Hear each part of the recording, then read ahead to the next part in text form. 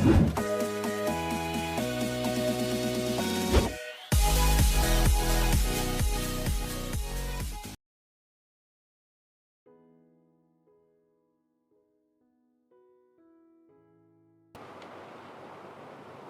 saudara-saudariku yang terkasih. Berjumpa kembali dalam renungan harian pada hari Minggu, 9 Mei 2021. Ada pengalaman yang sangat menarik dialami oleh Santa Teresa Lisieux. Santa Teresa kecil ketika menjadi suster, dia mengisahkan pengalaman konkret ketika dia tinggal di biara. Pada waktu itu, ketika dia tinggal di sebuah komunitas, di komunitas itu ada seorang suster yang sangat menjengkelkan bagi dia dalam seluruh tindak tanduknya. Bagi suster Teresa, suster ini sangat menjengkelkan. Baik perkataannya, perbuatannya, dan semua sikap-sikapnya sangat menjengkelkan bagi Teresa Lisieux.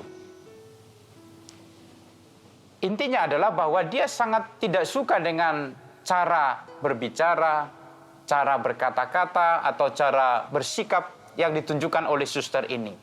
Pokoknya semua hal yang ada pada suster ini bagi Teresa itu sangat menjengkelkan. Kadang-kadang dia juga diremehkan, kadang-kadang juga difitnah oleh suster itu. Bahkan dia juga pernah diejek oleh suster itu dengan mengatakan bahwa Teresa ini adalah suster yang paling lemah di biara.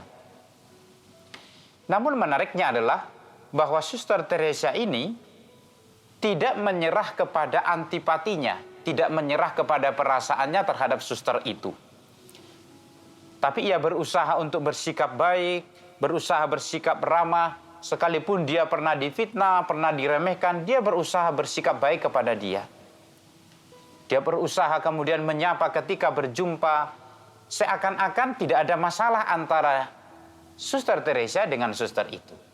Bahkan sampai kemudian suster Teresa ini berusaha memperlakukan suster yang dia benci dan sangat menjengkelkan ini seakan-akan seorang suster yang paling dia kasih.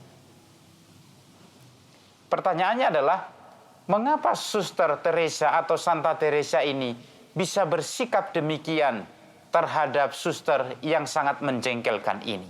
Mengapa dia bisa bersikap seakan-akan itu adalah orang yang paling dia kasih, padahal kenyataannya itu adalah orang yang paling dia benci, paling menjengkelkan dalam hidupnya.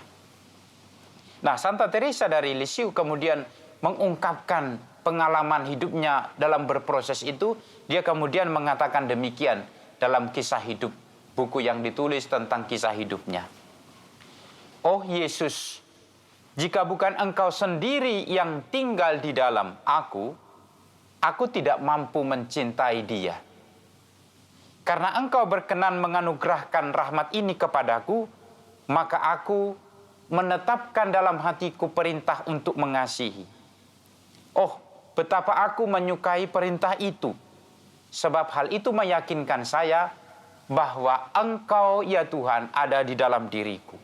Dan Engkau sendirilah yang mengasihi orang-orang yang aku kasihi.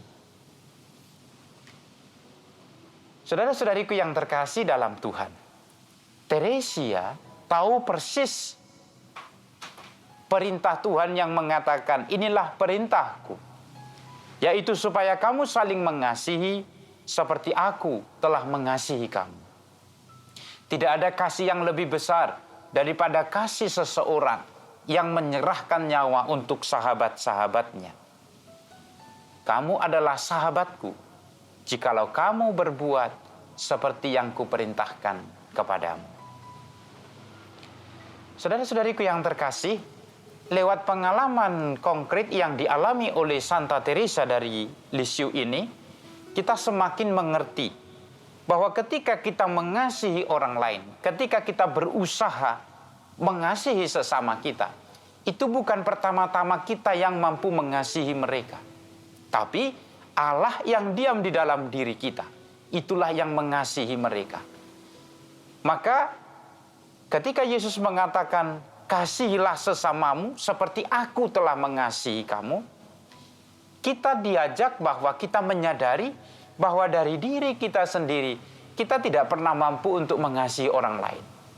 Pengalaman konkret kita, jangankan seperti Teresia, hal kecil saja sedikit menjengkelkan bagi kita. Kita tidak mampu mengasihi dia, memaafkan dia.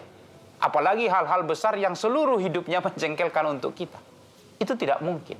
Maka kita disadarkan oleh Yesus, seperti aku mengasihi kamu, maka kamu pun harus mengasihi sesamamu. Dalam hal inilah kita mau disadarkan bahwa kasih yang ditunjukkan Allah kepada kita, kasih inilah yang kemudian mengasihi orang-orang melalui kita. Dari diri kita sendiri, kita tidak pernah mampu untuk mengasihi.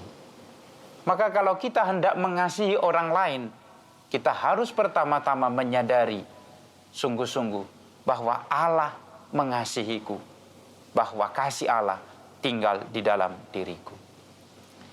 Maka karena itu, kita tidak mungkin berkata bahwa Allah mengasihi aku, sementara kita tidak mengasihi orang lain. Kalau Allah mengasihiku, kasih yang ada dalam diriku ini pasti mengasihi orang lain. Sebab kasih itu kodratnya adalah mengasihi.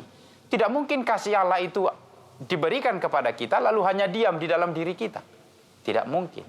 Maka Teresa mengatakan, kasih Allah yang ada dalam diriku, Allah yang diam dalam diriku, dia harus mengasihi orang lain. Karena kodrat dari Allah itu adalah kasih. Maka saudara-saudariku yang terkasih, mungkin adalah omong kosong kalau kita mengatakan, aku dikasihi oleh Tuhan, tapi kasih yang diberikan oleh Tuhan ini tidak memancar kepada orang-orang di sekitar kita. Tuhan memberkati.